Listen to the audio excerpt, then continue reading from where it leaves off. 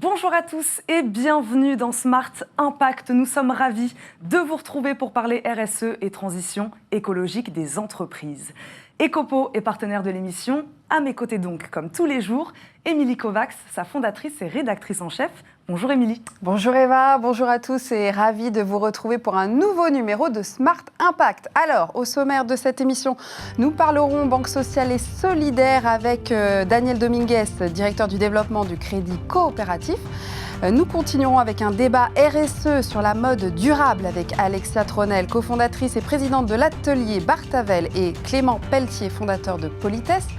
Nous découvrirons ensuite la bonne pratique du C3D qui a mis au point des gestes barrières spéciaux pour lutter contre le réchauffement climatique. Et enfin, nous mettrons en avant une bonne idée. Aujourd'hui, c'est celle de la start-up Sprout World. Nous en parlerons avec Karine Araza. Mais d'abord, commençons avec les actualités du jour, Eva. Oui, et on commence avec un chiffre, 600 000 milliards de dollars. Voilà ce que pourrait coûter l'inaction climatique et le non-respect des accords de Paris. C'est le résultat d'une étude publiée dans Nature Communication. 600 000 milliards d'ici la fin du siècle. Un coût calculé, entre autres, sur la base des dommages liés aux événements climatiques. Les chercheurs parlent d'une urgence pour tous les États à respecter ces accords de Paris, donc, mais aussi à relever leurs ambitions pour la COP26, qui, on le sait, a été décalée à 2021 en raison du Covid-19. Autre chiffre, 2000 km². Depuis le début de l'année, la déforestation au Brésil a atteint plus de 2000 km², soit 34% de plus que sur la même période de 2019. Les défenseurs de l'environnement craignent que l'année 2020 soit la plus dévastatrice de tous les temps pour la forêt amazonienne. Et c'est aujourd'hui des fonds d'investissement qui tirent la sonnette d'alarme. Des fonds gérant près de 4 milliards de dollars d'actifs ont appelé cette semaine le pays à stopper la déforestation en Amazonie, en évoquant le risque que font peser sur leur portefeuille la perte de biodiversité et les émissions de gaz à effet de serre. Et enfin, retour en France. Les universités de l'économie de demain font leur grand retour. Organisées par le MOVE et le collectif Nous sommes demain. Cette année, elles auront lieu les 27 et 28 août. Plénières politiques, conférences, workshops, 2 jours pour penser des modèles nouveaux et innovants pour répondre à l'urgence sociale et écologique. L'objectif est aussi d'en sortir des propositions concrètes en vue notamment des élections présidentielles. C'est l'heure de notre invité du jour.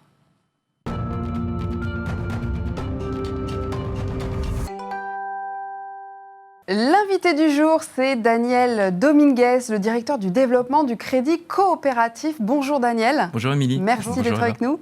Est-ce que vous pouvez nous présenter brièvement ce qu'est le Crédit Coopératif ? Bien sûr, avec plaisir. C'est vrai que tout le monde ne connaît pas le Crédit Coopératif. Donc le Crédit Coopératif, c'est une banque universelle, au sens où elle propose tous les services de la banque.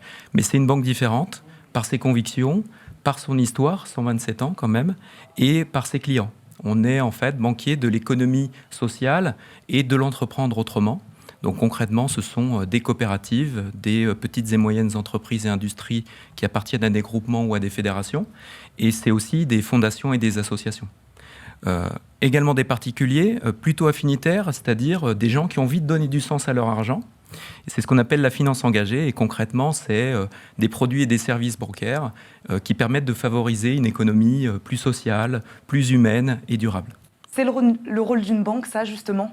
Oui, effectivement, c'est en tout cas le rôle qu'a choisi le Crédit Coopératif. On a décidé d'accompagner des clients, des entreprises qui ont un impact environnemental et social. Et on voit en fait que ce sont souvent les entreprises et les structures qui ont le plus fort impact économique. Alors depuis 2003, vous faites partie du groupe BPCE. Quel a été le choix de rejoindre ce grand groupe ? Écoutez, ça s'est fait assez naturellement. Le Crédit Coopératif a une place à part dans le groupe BPCE pour les raisons que j'ai évoquées. Et c'est important pour le Crédit Coopératif de pouvoir s'adosser à un grand groupe bancaire. Vous n'acceptez pas tout ? En fait, c'est des choix. En fait, on est une banque qui assume ses choix. C'est le choix de décider avec qui nous allons travailler. C'est aussi le choix de décider avec qui nous n'allons pas travailler. Par exemple, nous n'intervenons pas sur les activités qui sont liées aux énergies fossiles. Nous n'intervenons pas sur des activités en lien avec la fabrication de pesticides de synthèse. Nous n'intervenons pas dans le secteur de l'armement. Donc ça, ce sont des choix forts qui sont faits par le crédit coopératif, mais c'est aussi donner la possibilité à nos clients de faire des choix. Et pour ça, nous mettons à leur disposition des services et des produits bancaires qui leur permettent de générer des dons pour des associations. Nous mettons en place des produits... C'est très concret. C'est très concret, puisque concrètement, vous allez décider, dans une liste de 54 associations partenaires du crédit coopératif, à qui vous souhaitez donner de l'argent. Vous avez aussi la possibilité de tracer votre argent. C'est le principe du circuit de l'argent, et que le crédit coopératif soit en capacité de vous dire ce que l'on fait de vos dépôts bancaires, de ce que l'on fait de votre épargne. Et nous avons travaillé de manière à avoir cette traçabilité, soit vers des secteurs qui vous tiennent à cœur, et on en a liés à l'environnement, liés à la planète, liés à une société plus juste, ou à entreprendre autrement, mais aussi dans les territoires. On a par exemple un livret qui s'appelle Livret Coopération pour ma région. Donc je ne sais pas d'où vous êtes originaire, moi mon épouse est bretonne, et ses dépôts, son épargne sur le livret Coopération pour ma région, elle souhaite que le crédit coopératif l'investisse dans des projets de Bretagne, et c'est ainsi qu'on assure la traçabilité de l'argent à nos clients. Vos clients viennent au crédit coopératif donc en toute connaissance de cause, en tout cas ils connaissent vos valeurs. Petite question par rapport à l'actualité, est-ce qu'en ce moment vous avez une demande plus importante peut-être de clients, que ce soit des entreprises ou des particuliers, qui justement là prennent conscience en effet que c'est important d'avoir une banque qui est solidaire et sociale? En fait, on a le sentiment que cette prise de conscience, elle était avant la crise. Je pense que la crise est un effet accélérateur, que les gens vont être un petit peu plus sensibles à la solidarité, sur le sens qu'ils veulent donner à leur argent. En fait, nos clients n'ont pas attendu la crise pour être exigeants vis-à-vis de nous. Le premier produit solidaire... Ils le seront peut-être vis-à-vis des autres banques, justement. Ils seront certainement, peut-être plus en demande. Je l'espère aussi. Nous, on a lancé nos produits solidaires qui permettent de générer des dons. On les a lancés en 1983. Et ensuite, on n'a pas arrêté d'écouter nos clients sociétaires, puisque nos clients ont la possibilité de prendre des parts du crédit coopératif pour participer aux décisions clés de la banque. Et c'est ainsi qu'on a créé des produits qui permettent de générer des dons. Alors, j'ai parlé tout à l'heure des livrets qui permettent de reverser jusqu'à 50% des intérêts du livret à une association de votre choix. Mais vous avez aussi la possibilité de générer des dons par l'utilisation de votre carte bancaire. Des dons qui sont soit générés par vous par choix, soit par le crédit coopératif. Concrètement, à chaque fois que vous allez à un distributeur de billets, le crédit coopératif reverse 5 centimes d'euros à une association de votre choix.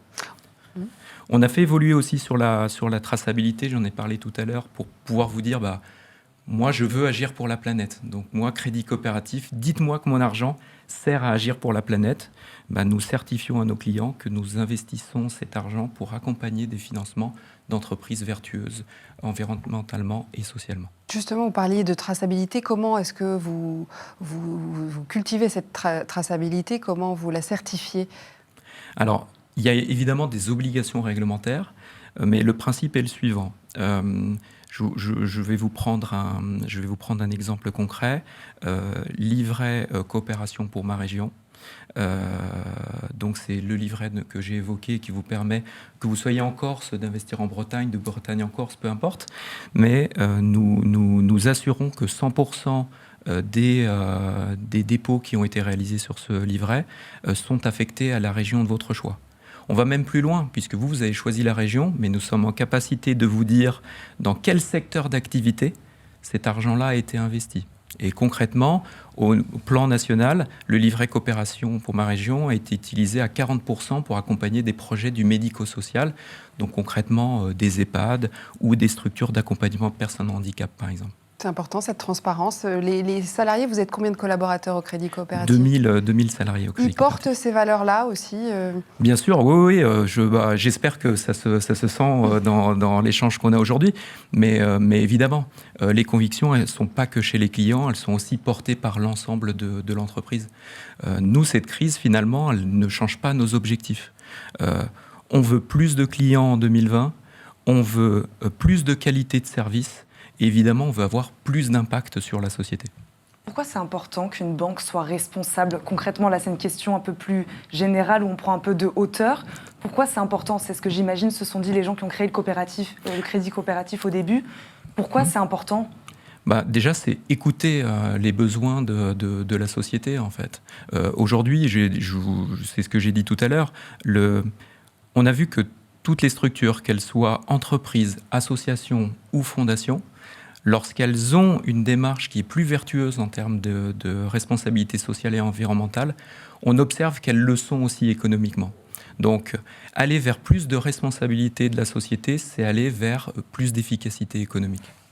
Et comment vous voyez l'avenir dans le secteur bancaire ? Vous pensez que toutes les banques, elles vont s'y mettre, effectivement ? On voit les banques s'y mettre déjà.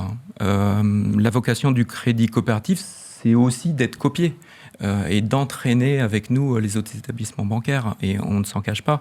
La difficulté reste de garder toujours un temps d'avance sur les autres. Les autres vont y venir parce que la société va y venir. Voilà. Et ce n'est pas forcément la crise du Covid qui l'aura généré, mais certainement que la crise du Covid l'aura accéléré. Et c'est d'autant plus important de soutenir les entreprises et ceux qui participent activement à la transition écologique et durable dans nos sociétés. On doit rentrer dans un modèle. Je vous donnerai 2 exemples. Nos produits de dons permettent de reverser, on reversait même en 2019, 3 170 000 euros de dons à des associations, donc aux 54 associations partenaires du Crédit Coopératif. Donc ça, c'est concret. Ce sont les actions de nos clients et du Crédit Coopératif, puisque nous versons aussi une partie, vers les associations. C'est aussi créer un cercle vertueux. On a lancé en début d'année un prêt qui s'appelle « Choisir son impact ». Le principe est extrêmement simple. Vous avez une association ou une entreprise. Vous souhaitez réaliser un investissement. Vous avez ou vous souhaitez mettre en place une politique de responsabilité sociale et environnementale. Avec votre conseiller, vous allez retenir 2 critères que vous souhaitez atteindre dans les 2 ans. Au terme des 2 ans, si les 2 critères sont atteints, ils sont extrêmement simples. Ça peut être plus de féminisation dans la gouvernance de votre structure. Ça peut être avoir une politique sociale un petit peu plus forte. Ça peut être moins de consommation énergétique. Si ces 2 critères sont atteints, le Crédit Coopératif d'office réduit de 0,10% le taux qui a été accordé à l'association et à l'entreprise. Ça, ce sont des actes concrets qui doivent pousser justement à créer ce cercle vertueux de la responsabilité sociale et environnementale. Merci beaucoup Daniel Dominguez d'avoir été avec nous aujourd'hui, de nous avoir parlé banque solidaire, sociale avec le Crédit Coopératif. Et on va passer à la bonne pratique du jour. Oui Eva, la bonne pratique du jour est celle du Collège des directeurs du développement durable C3D qui vient de publier 8 gestes barrières climat à destination des entreprises et des citoyens. Alors le but c'est de diffuser largement des gestes simples afin de diminuer massivement nos émissions de gaz à effet de serre. Et ces gestes sont basés sur des recommandations scientifiques du GIEC. Tout à fait Eva, ces gestes sont conçus pour être simples, génériques, universels et pertinents. Comme pour les gestes sanitaires, ils permettent de se protéger, de protéger les autres et ont pour objet de sauver des vies.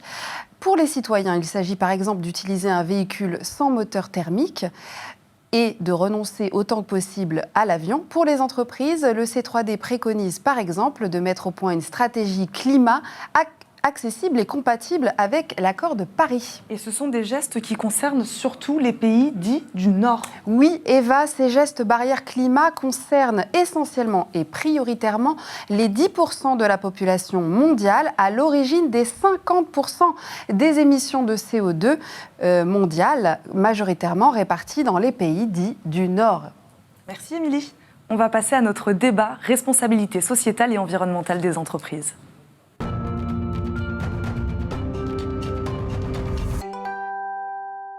Nous sommes avec Alexia Tronel, la cofondatrice de l'atelier Barthavel. Bonjour Alexia. Et bonjour. Clément Pelletier, qui est fondateur de Politesse pour parler de mode durable. Bonjour à tous les deux, merci beaucoup d'être ici. Bonjour. Alors, est-ce que vous pouvez tout d'abord présenter brièvement votre entreprise? On commence avec vous Alexia. Oui, donc je suis cofondatrice de la marque et studio de création Atelier Barthavel, qui est basé à Marseille et qui a été créé en 2014. Qui s'inspire en fait de la Méditerranée et vraiment de l'artisanat et des créatifs. Et en fait, pour aller plus loin dans notre vision, on a créé il y a 2 ans aussi une association qui a pour but de carrément réintégrer l'artisanat dans la production des marques de prêt-à-porter. Donc c'est vraiment une communauté d'artisans qui sont tout autour de la Méditerranée et qui sont des artisans, souvent des femmes, qui grâce à ça peuvent avoir des compléments de revenus. Merci. Voilà. Clément Pelletier, est-ce que vous pouvez nous présenter Politesse ? Oui, bien sûr. Politesse, c'est une marque de vêtements made in France, toute nouvelle, qui arrive sur le marché. Et en fait, nous, l'objectif, c'est d'utiliser des matériaux qui soient éco-responsables, mais majoritairement recyclés. Donc, ils sont issus de bouteilles plastiques et de vêtements recyclés que l'on revalorise de manière durable dans nos vêtements. Et à savoir aussi, nous produisons essentiellement par des travailleurs en situation de handicap pour les réinsérer dans le milieu professionnel. Du coup, qu'est-ce que la mode responsable alors ? Parce qu'on voit qu'on peut avoir des définitions un peu différentes de ce qu'est la responsabilité dans la mode, que ce soit au niveau de l'emploi, que ce soit au niveau des matériaux. Comment vous définiriez-vous alors la mode responsable ? Ça englobe plein de choses parce que c'est une réponse d'abord à la fast fashion, donc à la surproduction et à la surconsommation. Donc il y a la mode éco-responsable, la mode circulaire, la slow fashion. Il y a plein d'angles. Ce qui est important, c'est de se poser les bonnes questions au début. Donc c'est ça qui circonscrit la mode responsable. C'est est-ce qu'on a besoin de consommer un vêtement ? Est-ce qu'on a besoin de produire le vêtement ? Comment est-ce qu'on va réussir à intégrer un meilleur impact social et environnemental sur la chaîne de valeur ? Et comment aussi on va arriver à concilier l'environnement, le développement local et le social. Donc ça fait pas mal de choses. Moi, je parlerais plutôt que de la mode responsable, je parlerais plus de vêtements qui est plus responsable. Parce qu'en fait, il y a une petite antinomie entre le responsable qui veut dire longévité du vêtement et la mode qui est en fait une consommation de tendance. Oui, je suis assez d'accord avec ce que dit Alexia. C'est vrai que je pense que rien n'est parfait, on peut toujours améliorer. En soi, une mode responsable, personnellement, je la conçois un peu comme une mode qui soit un peu plus respectueuse à la fois des hommes qui produisent, de l'humain, mais aussi de l'environnement. On sait que c'est au cœur des préoccupations aujourd'hui. L'engagement RSE, d'ailleurs, on en parle tous. Et je pense que c'est ça, voilà, plus responsable égale plus propre et plus respectueux. Qu'est-ce que vous pensez des industriels comme H&M, pour ne pas les nommer, qui se lancent dans des grandes campagnes et qui se lancent sur ce créneau ? Sont-ils crédibles ? Est-ce que c'est positif aussi ? Je pense qu'ils sont crédibles, bien entendu. On le voit d'ailleurs, H&M a nommé récemment une nouvelle présidente à sa tête, qui est l'ancienne responsable du développement durable du groupe, pour preuve que l'engagement et la volonté de faire mieux est là. Je pense que c'est effectivement un bon exemple pour le grand public. Maintenant, il y a encore des choses à améliorer. J'entendais récemment que 50% de leurs usines quasiment avaient amélioré. Ça veut dire qu'il en reste encore beaucoup. Il faut encore travailler, mais ce sont de très gros groupes et je pense que la machine ne se met pas en route aussi facilement que des petites marques plus agiles. Ils sont à la traîne, vous trouvez aussi ? Il ne faut pas oublier que c'est des groupes qui emploient beaucoup de monde dans cette industrie dans le monde et surtout pour des économies comme au Bangladesh qui dépendent de ça. Donc c'est vraiment, aujourd'hui, c'est pour voir, pour juger, on va dire, il faut regarder un peu ce que font ces groupes, si c'est une action globale qui s'adresse à toute la chaîne de valeur ou si c'est plus des opérations marketing qui vont être du coton bio, mais en même temps, derrière, c'est fait dans des conditions où la main-d'œuvre est sous-payée. Donc c'est un peu la réflexion, elle est plus là que d'avoir la vision binaire où en fait il y a les petits et les grands et les méchants. Le secteur, vous le trouvez à la traîne sur ces enjeux-là ou... Le secteur, il est à la traîne. Il a été à l'écart des débats qui ont commencé bien avant. Donc clairement, il s'est réveillé un peu brutalement en 2019. Et là, avec cette crise Covid, ça a été une prise de conscience encore plus accélérée. Voilà. Parce que la demande, elle est là, des consommateurs. C'est pour ça que les industriels, toutes les marques, s'y mettent aussi parce que les consommateurs demandent ça. Il y a une pression accrue que ce soit les médias qui en parlent, les applis qui font des notations. Puis aujourd'hui, même pour les marques, on va distribuer parce qu'on correspond à des standards et que derrière, même les Galeries Lafayette vont pousser leurs marques pour qu'elles correspondent à ces nouveaux critères. Donc, et puis le consommateur, en effet, en France, en tout cas, on l'a vu, il y a une déconsommation. On se rend compte qu'on est en train d'accorder de plus en plus de valeur à notre façon de consommer et qu'on a besoin d'un peu de moins, quoi, en fait. Vous êtes d'accord avec ça ? Ouais, je suis complètement d'accord. C'est vrai qu'aujourd'hui, le constat est là, c'est que toutes les nouvelles marques qui se montent, rares sont celles qui n'ont pas un engagement éco-responsable. Ça passe par la matière, ça passe par la méthode de production, ça passe par la relocalisation éventuellement, mais elles ont toutes quand même un engagement, de près ou de loin, et je pense qu'elles ont compris que sans ça, finalement, elles n'étaient pas dans l'air du temps et elles prenaient un nouveau départ avec un train de retard. Et je pense que, non, on est dedans. Je suis assez d'accord avec ce que disait Alexia sur le fait que ça a mis peut-être un peu trop de temps, peut-être aussi parce que c'est un marché vraiment international et qu'on produit dans des pays parfois sous-développés. C'est plus long à mettre en marche, mais je pense qu'on y va clairement tout droit. Comme ce que disait Alexia, il faut que ce soit sur toute la chaîne de logistique, qu'il y ait une cohérence aussi quand même, que ce ne soit pas que sur un accès. C'est ça qui fait qu'on sera vraiment dans une mode responsable et durable. Il faut que de A à Z sur la chaîne logistique, on ait... Il faut qu'il y ait une vision. Il faut qu'il y ait une vision. Il faut qu'il y ait une vision. Globale, voilà. Et c'est pour ça qu'aujourd'hui, les jeunes marques ont cette vision, ont des équipes qui sont impliquées, un dirigeant qui est le leader... qui a la vision, qui a des intentions assez honnêtes aussi, souvent par rapport à ça. Et donc, c'est pour ça que par rapport à une grosse structure, un géant, les problématiques ne sont pas du tout les mêmes parce que la chaîne de valeur d'une grande marque, elle est complètement fragmentée, elle est complètement opaque, il y a des sous-traitants, des intermédiaires, et donc pour aller vérifier tout ça, c'est beaucoup plus complexe. Donc il faut faire confiance peut-être aux plus petites structures. En tout cas, on a tendance à être plus transparent, puisque de toute manière, sans transparence, on n'a pas de crédibilité. On n'a pas cette image de marque que peuvent avoir les grandes enseignes aujourd'hui. Donc on a besoin de cette transparence. On a besoin de montrer au consommateur ce qu'il achète réellement. On a besoin aussi de co-développer avec notre consommateur final pour l'engager dans ce qu'on va lui produire. Et puis j'ai tendance à dire que je pense qu'aujourd'hui le greenwashing, ça marche pour les grosses sociétés qui ont de gros budgets aussi, marketing, communication, image de marque, qu'en tant que petite marque, nous n'avons pas. Et tout ce bullshit et greenwashing, c'est pas du tout dans l'air du temps pour les petites enseignes, quoi. Pourtant, pour le moment, ça représente une part minime dans la mode durable, engagée comme vos deux marques à 100%. Est-ce que vous pouvez nous expliquer comment encourager cela encore auprès d'autres marques, auprès des grands groupes, pour que ça devienne une norme? Est-ce que la mode durable est synonyme de déconsommation? C'est ce que vous disiez, Alexia, pardon. Elle est synonyme d'un autre mode de consommation, en effet. Donc, il y a en tout cas, il y a une vraie remise en question des modèles actuels de fast fashion avec des collections qui sortent à rythme très, très fréquent et répété. Donc, il y a forcément un passage à la déconsommation et consommer des vêtements qui durent. Donc, c'était le cas avant, en fait. Les vêtements qui étaient sur le marché dans on va dire il y a plusieurs décennies, étaient des vêtements qualitatifs et on pouvait les garder, on pouvait les transmettre de la grand-mère à la petite fille. Donc il y a toutes ces notions qui sont en train de réapparaître.